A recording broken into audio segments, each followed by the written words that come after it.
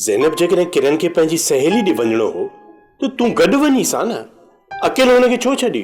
किरण मुंहिंजी ॻाल्हि मञींदी आहे गुलाब। मूं त घणो ई रोकियोमांसि, पर मुड़ी छा? ॼाण इब्रार पुट अची घर पहुतो, छा सोचींदो त किरण केॾांहुं वई आहे?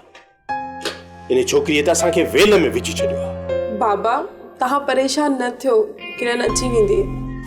पुट इहा ॻाल्हि न आहे, ख़ुदा करे त इब्रार खां अॻु में किरण अची वञे, न त इब्रार खे छा मुंहुं ॾेखारींदासीं असीं?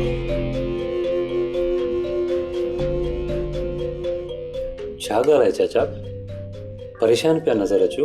न न ख़ैर आहे पुट, परेशानी वारी छा जी? किरण नज़र न पई अचे चाचा, अंदर कमरे में आहे छा? पुट इब्रार किरण खे पाड़े में सहेली वठी वई आहे, बसि अचण वारी हूंदी। चाचा अॼु असां पंहिंजे घर पिया वञूं, वरी इंशाल्लाह ईंदासीं। हा हा पुट, भली घर वञो, सदा वञो, हीउ बि घर तुंहिंजो ई आहे। जॾहिं तव्हांजी दिलि चवे त हलिया ईंदा कयो पुट। चाचा किरण खे अञा देरि लॻंदी छा? कहिड़े वक़्तु मोटंदी? पुट हाणे वई आहे, बसि अचण वारी हूंदी। न त को नंढड़ो ॿारड़ो मोकिले हुनखे घुराए वठो आहे, असांखे वापसि घर बि वञिणो आहे, देरि पई थिए। हा पुट, तूं अंदरि वेह भली, असां सॾु था करे वठूंसि। ठीकु आहे, मां तेसी कमरे में हली वियां थो, तव्हां किरण खे घुराए वठो।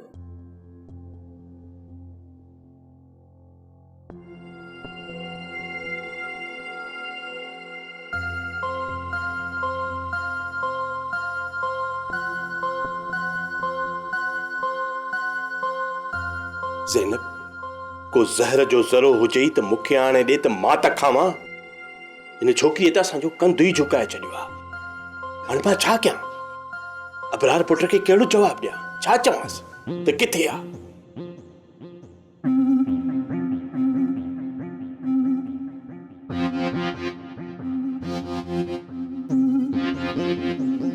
अम्मा, अधी किरण खे एतिरी देरि न करणु घुरिजे आहे।